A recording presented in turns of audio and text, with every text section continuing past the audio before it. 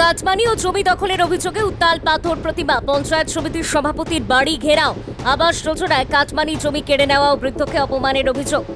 দক্ষিণ 24 পরগনার পাথর প্রতিমা এলাকায় বৃহস্পতিবার তীব্র উত্তেজনা সৃষ্টি হয়। পাথর প্রতিমা পঞ্চায়েত সমিতির সভাপতি তথা তৃণমূল নেত্রী মনুশ্রী মঞ্চলের বাড়ি ঘেরাও করে বিক্ষোভে সামিল হন স্থানীয় বাসিন্দাদের একাংশ।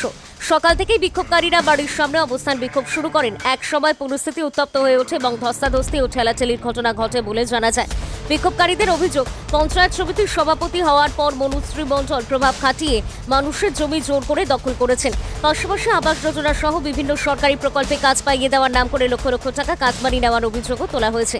এছাড়াও এলাকার এক প্রবীণ ব্যক্তিকে রাজনৈতিক পরিচয় টেনে অপমান ও অশালীন ভাষায় গালিগালাজ করার অভিযোগ ওঠে। বিক্ষোভকারীদের দাবি, যাদের কাছ থেকে টাকা নেওয়া হয়েছে সেই সমস্ত অর্থ অবিলম্বে ফেরত দিতে হবে।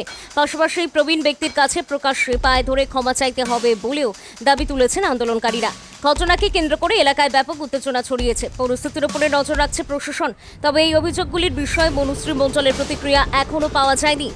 দক্ষিণ 24 পরগনা থেকে গোপাল শীলের রিপোর্ট, ডিএন নিউজ বাংলা।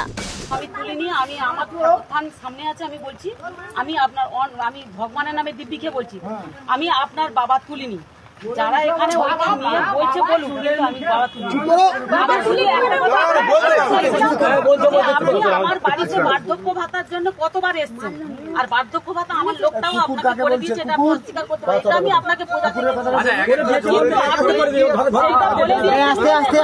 না না, আমি বলি ক্ষমা চাইতে হবে। দাদু ভুল করেছে, পায়ে ধরতে হবে, পায়ে ধরতে হবে, ক্ষমা স্বীকার চাইতে হবে,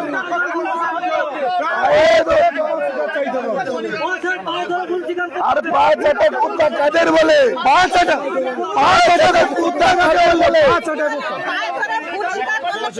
আপনি কে, আপনি কে, আপনি কে,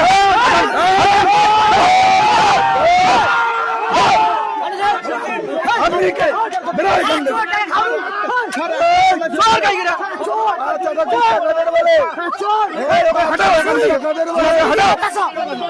উনি কে, উনি এসছে, ওনাকে